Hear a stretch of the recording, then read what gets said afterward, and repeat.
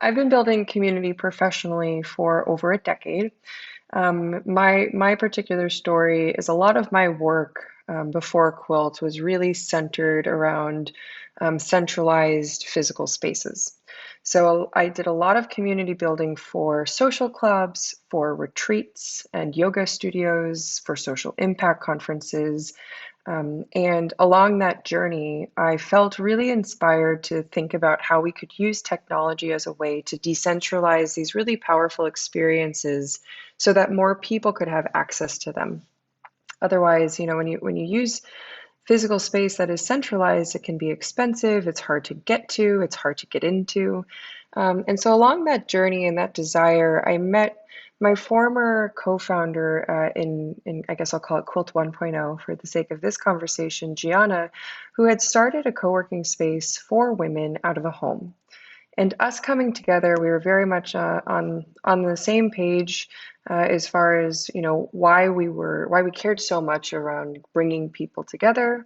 And we ended up coming together and coming up with an idea that sparked Quilt, which was, just a hypothesis. Would people want to open up their homes as community centers and spaces for shared experiences and intimate conversations?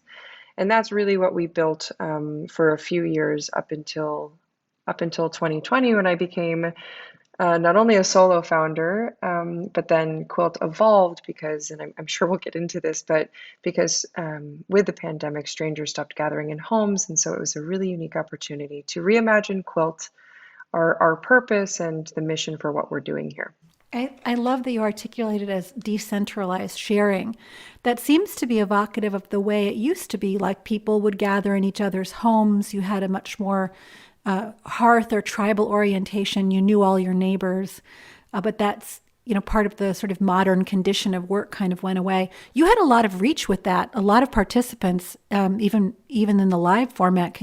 How many people ended up joining before the COVID thing hit? I believe the community hosted over 4,000 gatherings out of homes over the course of 2 years. So, and a gathering typically had about 10 people.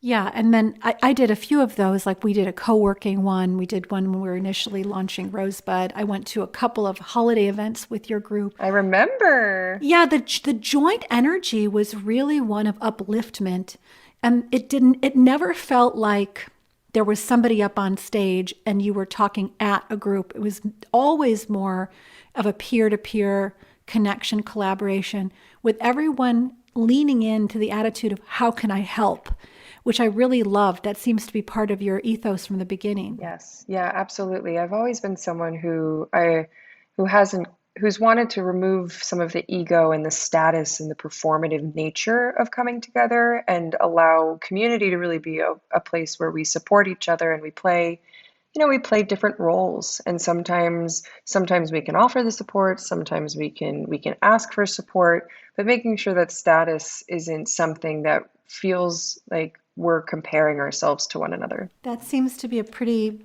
key component to communication and community anyway. So let's take me back. So you've started this thing. You and Gianna are successful. She decides to go do something else. You're a solo founder, and then does the audio component come before COVID or after? Like, what was the evolution, and how did that decision come to be? In the beginning of 2020, before COVID really hit, we started testing digital because something that I had heard from the community was, I would quilt for an hour a day if I could, right? So getting in a car, getting dressed, getting in a car in LA crossing the 405, whatever it was, wasn't really allowing for the amount of quilting, really this verb of coming together for this daily practice to be in community, be in conversation as a form of self-care. That's really the thing that was so powerful for me and so connected to my purpose and the why behind the work that we were doing. And when I had that opportunity to say, okay, like, as the solo founder of this business now, what's my specific why and what's the impact I've seen Quilt 1.0 have? So we started testing digital and we tested everything from forums to video, to audio, and audio was such a clear winner for our community. We definitely needed synchronous and conversation, back and forth, real-time conversation. So forums, Facebook groups and forums were kind of out. And then video was unique. It was hard because some people wanted video on, some didn't. People would say, "Hey, I can't make it because I don't feel like getting ready." If you're in your feelings or your emotions on something, it might not feel as comfortable. And then it isn't as frictionless because you have to sit down, you have to prepare, you have to have, your camera or your phone in front of you. Whereas audio, you can really be walking and talking, navigating, waking up. You could be cooking, you could be commuting. As we've learned, you could be taking a bath on Quilt. And so that really was like such a clear level of inspiration from the community itself. And then, I've spent a lot of time in my life. I spent a lot of time in therapy. It's something I felt strongly about as a kid. I asked to go to therapy when I was 14, and I've consistently gone to therapy or worked with different coaches over the years. And one of the things I do is look up. I don't make eye contact because it really helps when I'm opening up. And I thought, okay, well, video, two-dimensional video, certainly makes you feel like you have to make eye contact, but you don't know with whom. So audio just became like a hands down clear winner for the evolution of quilt. Even the languaging around that, about how to make it frictionless. And even this thing about the pressure to get ready, the pressure to commute, and just being able to be in the moment seems like such a revolution. So you were doing this, and at the same time, a few other audio apps emerged pretty much concurrently. I would say, like, obviously Clubhouse is the one that has reached such critical mass so quickly. How do you see the way you're approaching it as different than those other parties? Yeah, so there are different ones, right? So you have Clubhouse, which is very much an open technology platform. I wouldn't say it's a community. It hasn't designed itself to be a community. It's saying everything is welcome here, and it's kind of requiring the community, the people that are on the platform, to kind of fend for themselves, if you will, very similar to like a Facebook or a Twitter or an Instagram. And then you have like the locker room, right, which is sports focused. Twitter Spaces is obviously getting a go at it. We keep hearing about these other formats. And so for us, like, we're very much focused around self-care. So I say when you're quilting, it's like you're in someone's home or backyard. It's like you're on a retreat. It's like you're in a coffee shop. So quilting is not about a stage and an audience. We're not a broadcasting platform. It's very interactive. It's highly participatory. People who are hosting are not necessarily experts in something. It's about opening up a space to talk about the questions that you have, the decisions that you're making, a feeling that's come up for you. So it's very community driven.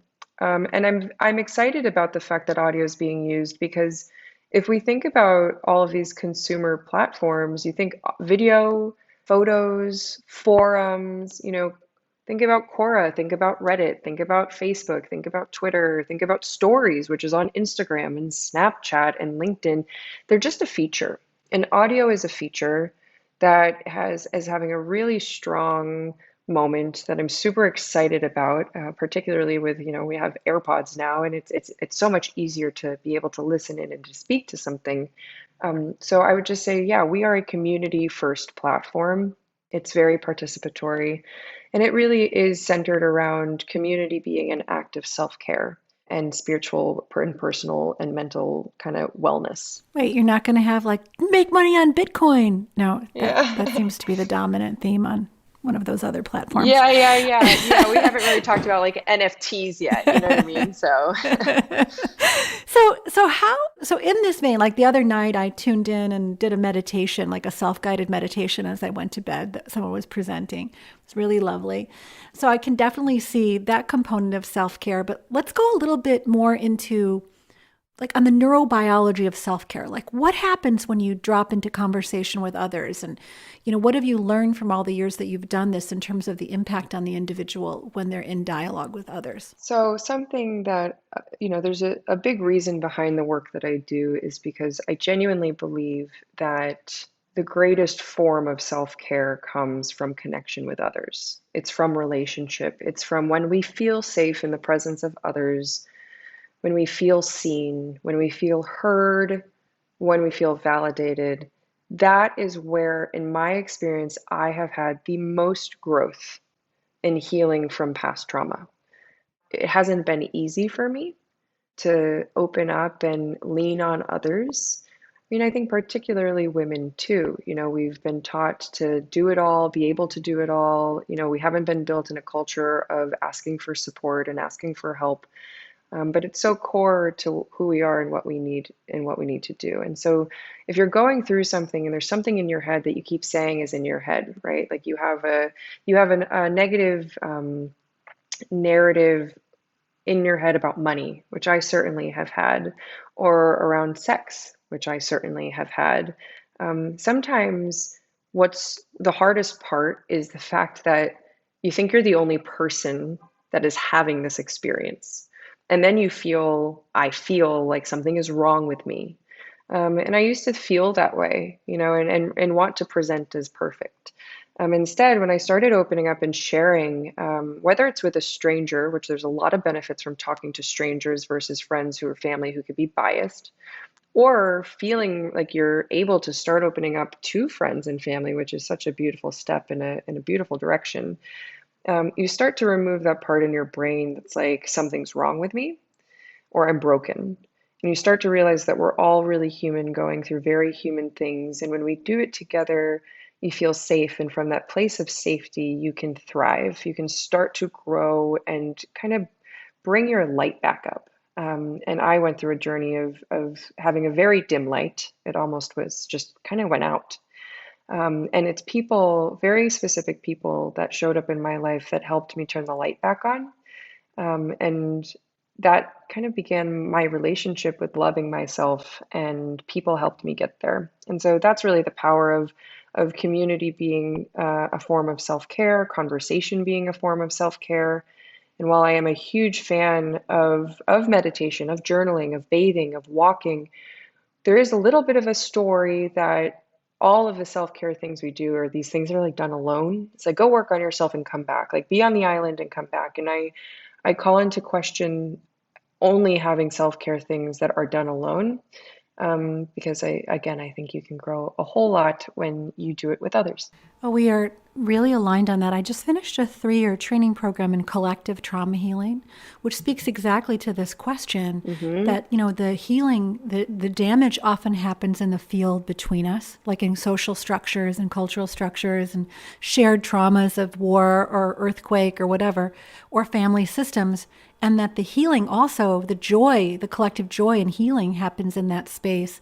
And I've been totally enamored of Stephen Porges's work on polyvagal theory, the sort of the system of social engagement, where the first thing you do is look to your fellow family members or your peers to say, am I safe? Are we okay here? Before you begin an internalized response to whatever's happening in the field that's disturbing. And so I'm totally with you on that's like the next, and it flies in the face of toxic individualism, like the whole way of that the pressure is on the individual to bootstrap themselves in an economic structure that's broken. It's almost like a emotional bootstrapping. You're expected to lift your own self up by the bootstraps when it's contained in this larger field. I love that. I love that you went there. Mm-hmm. Thank you. On a just a personal note, I wear that Oura ring that tracks your heartbeat. Mm-hmm. I just purchased one. I love it. You can start tagging it with things. So like I noticed that if I'm sleeping with my partner in his bed, that my heart rate on average is 6 beats per minute lower. And I sleep about an hour longer and I don't get up during the night. Like we're co-regulating each other even in sleep. Yes. So Yes. yeah, there's a biology to it. All right. Yes. So Yes. back to you, not my stories. No, I love that. Oh my gosh, I could talk about that forever. So here you are. How do you enforce that, or have you found a need to enforce that within the platform, or is it moderated? This is a little bit why we're really focused on not having conversations on every topic, and making sure that Quilt as a brand, it very clearly stands for a space for supportive conversations. That's what you come here for. As you're navigating your day, your week, your month, your life, we seek and go to community for support. Everything has been very intentional around that. So every person that we The first 1,000 people that joined the platform when it was in its earliest beta days last fall really like lived this, whether as being coaches or healers or people that have really leaned into certain spiritual practices or therapeutic practices. So I like to say that while Quilt is, yes, technology, like we're really 75% human, and our community has been defining our values and defining our cultural norms together. And it's one of the first things that you really notice when you come onto Quilt is like there's a way to quilt, right? And when somebody comes on and maybe doesn't know that yet, it's like, oh, like I have to pick, the number of times somebody says holding space or from my experience, or we really haven't had a whole lot of people talking over one another. We built in emoji reactions so that the next person who wants to speak can use a little thought bubble. And when somebody just wants to listen, they can put up an ear. And when somebody just wants to respond but doesn't want to talk over somebody, they can put a heart or a crying, laughing emoji or a hug emoji or clap. So all of the things we do are super intentional. And by staying in this self-care oriented theme, a lot of our conversations fall under a few primary categories, which are spirituality, personal development, mental health. Then we have sex, intimacy, relationships, and family. And then career and purpose, like as we're unpacking career and purpose and habits and routines and rituals, kind of that ladder up to those. So coming in, you join the platform and you can pick the topics that you're interested in, and those topics are there. It's 10 topics. It's not 1,000 topics. It's like this is what this is for. And then you can see the calendar, and you can experience, we have ambassadors, they're self-care ambassadors, self-selected self-care ambassadors, but they're really facilitating and kind of guiding the way. And I like to use the term facilitation over moderation. I feel like moderation is something that divisive platforms have had to use in order to kind of retroactively clean up a potentially toxic environment that's been created. And so for us, from day one, it's always been about just facilitating and educating and guiding.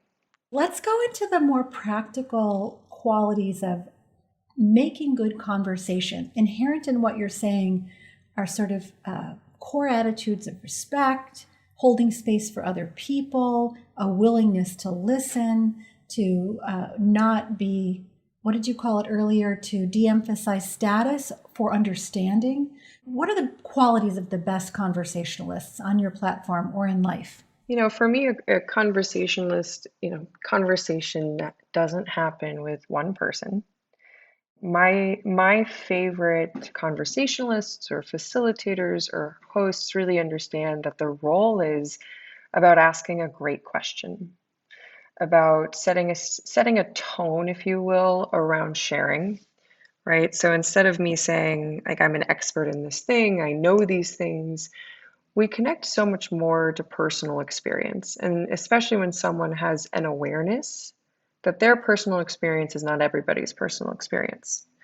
But something gets inspired in someone to say, I've just experienced this thing, I've just felt this thing, I've just thought this thing, I've just read this thing.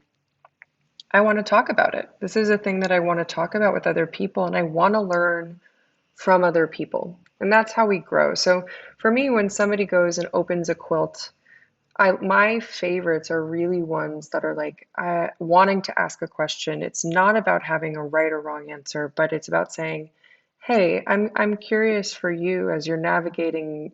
Maybe it's grief or a relationship ending or a career changing or how to multitask, even." Saying, this is my personal experience, these are the questions that I'm having, and then welcoming others in, making that environment available so that others really feel like it's okay to disagree, it's okay to have a different perspective, and that we're all in a space understanding that it's not personal. I don't want to build a platform where everybody has the same perspective. It's very important to me that we understand that it's okay to think differently and to be differently and to have different different belief systems, but how do we show up and respect one another and use kindness as a way and understanding as a way? So I tend to really like the ones that get the juices flowing, that get people sharing something they never thought they'd say out loud, or asking a question they'd never thought of before, just because the container, the context is so powerful that it was inspired. And then for me, my favorite conversations are the ones where we leave feeling better than when we started, than before. And that's, I mean, it is the whole goal of Quilt, is that you leave feeling better, that the conversation is supportive or validating or inspiring, or you cried, you laughed, you expressed yourself in some way. But knowing that when you start a conversation, that you have the power to navigate it so that people feel closer to one another on the other side of it. Otherwise, you can just kind of have a monologue, which sometimes just listening in is what someone needs as well, but it's less an interactive conversation.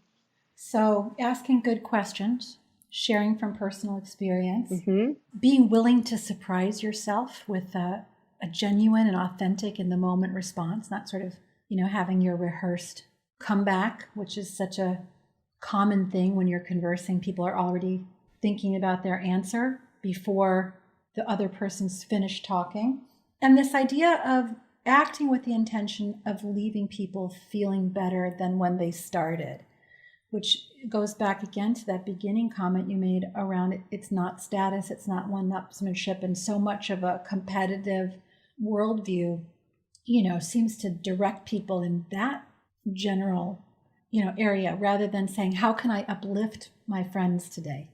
How can I be curious about their experience?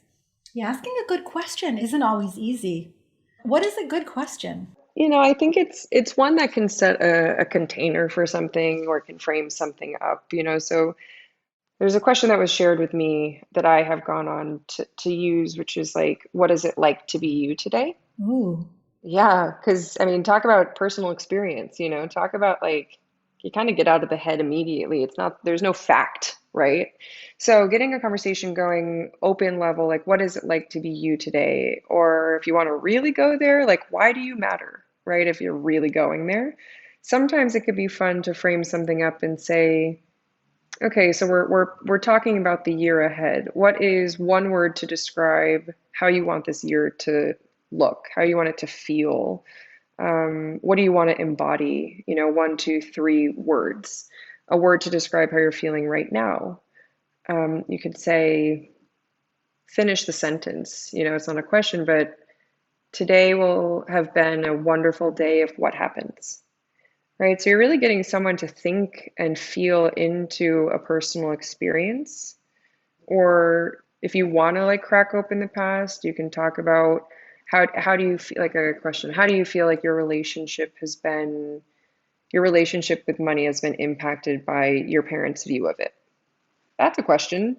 So it depends on the topic. Yeah, you could ask that with anything. You could be like, how does your understanding of sex been? How your parents related to it? How does your understanding of the environment? Whatever. What's a good home? What's a healthy meal? I love all those. I really love the ones that bring you into this moment, like that one you started with. What is it like to be you right now? Yep. That's beautiful. How would you?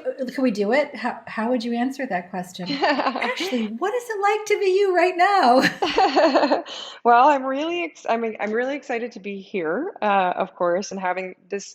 Some of my favorite work is like talking about, because it really is so fascinating. What is it like to be me today?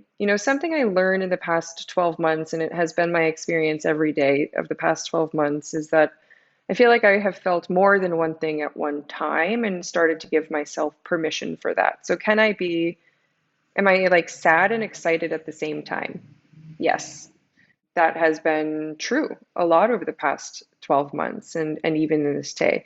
Can I be tired and hopeful at the same time? Yes, I am tired. I'm the founder of a startup that's, just got venture funding and starting to move really quickly, but I'm so hopeful and I'm so excited. So I've been a lot of the work I've done in the past year has been just being really aware of and present to kind of like everything that's going on inside of me, and not trying to like stop something to make something else happen.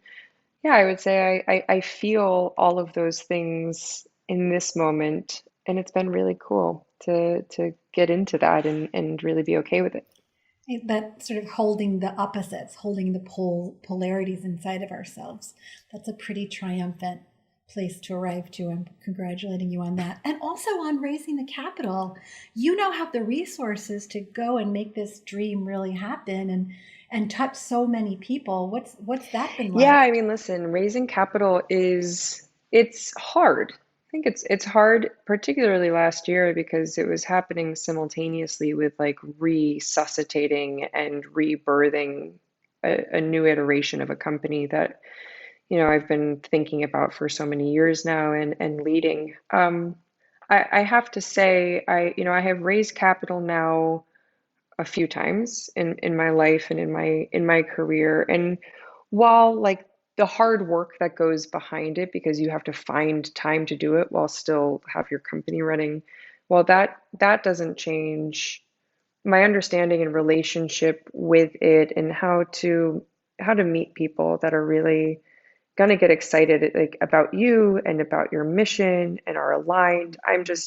Quilt has really the most phenomenal investors that are so incredibly, incredibly supportive. There were a couple in 2020 that really showed up and made sure that we survived to get to thrive. And then I just welcomed in a new fund and a new partner, Rishi Gard from Mayfield, and like I have a lot of fun with them and I get a lot of support. And that's the most you can absolutely ask for. So I do feel very grateful. I I resonate with that. Like the whole piece of, you want to reach in, tell the story correctly, but you're running so fast and operating. What a blessing to find somebody who support it, not just from the business model, but from the mission and who you vibe with, and who really offers much more than the capital. So, what do you hope to see and as you grow? And do you have any predictions for how conversation might change when the COVID period ends? Do you think you'll go to a hybrid model, do more in real life stuff also, or is it going to be pretty much digital from here on out? For me, I see quilting as a daily practice. This thing like meditating and walking and journaling, it's really important to do as a foundational activity for your overall well-being. And because of that, I feel very committed to growing this digital audio-driven experience because you can start a conversation spontaneously in a moment you need to, and you can plan them, and it's easier to go to. And I think while we are a gender inclusive platform, we have a lot of women on Quilt and who are, mothers and founders and freelancers and really busy. And so I really like how instant and supportive quilting is. That said, I can absolutely see us doing, experiences. I would not bring back the old model of a marketplace and homes, but I could absolutely see us doing, retreats and camps and city meetups. So we'll see what happens there. Super looking forward to your evolution. So, I'm going to tell everybody out there, brush your teeth, sit on your cushion, dance, sing at the top of your lungs, and quilt. Yes, yes, yes, Part of your yes. daily practice now. Yes, exactly. When I started my little self-care ritual thing, I realized that I've been building these self-care rituals over 20 years. And now it's a ridiculous labyrinthine dance of, how the morning gets going and how the evening gets going. But that for me, Yes. those rituals Yes. really do create a very solid frame for living in the day. And they're all kind of little biohacks, I guess. But I love your Yes, platform. So we're going to exactly. give people a link in the show notes to come and try it. And then Yep. if you want to ask one of these questions that Ashley asked, maybe we'll do why do you matter as our hashtag question. So you can tag it I with love that. hashtag why do you matter and tag the Quilt app and give us your answer. And let's make it interactive in whatever way we can on any of the platforms that we're involved in. And I'm going to be participating over there a little bit, and Rosebud Women will participate also as a whole, because, all the women on the team are really about sexual freedom and removing people's inherited biases and shame around sexuality, and sort of really stepping into and integrating the body. So I feel like that's a perfect environment to have conversations like that. Yes, I would absolutely love sparking those conversations on Quilt and welcoming your team and your community to come openly speak about it, because there aren't a lot of spaces where we can openly speak about it, and it's so incredibly important. I was thinking, like, if you had talked to me 30 years ago when I was running tech stuff, I would never have said, like, imagined that I would be doing women's embodiment, sexuality work. But that, in fact, that was part of my greatest suffering in this lifetime was all around sex. Yep. And all around internalized views of my body, and also Yep. just gender bias in the boardroom and things like that. And that, had that not been the case, how different things might have been. Like that, sort of acting out of your own. I think I built it out of my own, much like you were saying about how therapy helped you. Like, I built this company out of my own deepest wounding. Yes, I feel that 100% about Quilt. It is the space that I keep healing trauma, and every day I relearn the lesson to lean in to support with others versus hiding from it. And so much of my healing, the gender biases, the sexual trauma, the experiences that I've had as a young girl and a young woman, and now a founder, stems so much from doing that really deep work. And so yeah, I'm really connected to you and your story and what you've built here, and such a huge fan of your product. I have it, love it, use it. And it's talked about on Quilt frequently. So I'm really excited. I feel like this is just the beginning of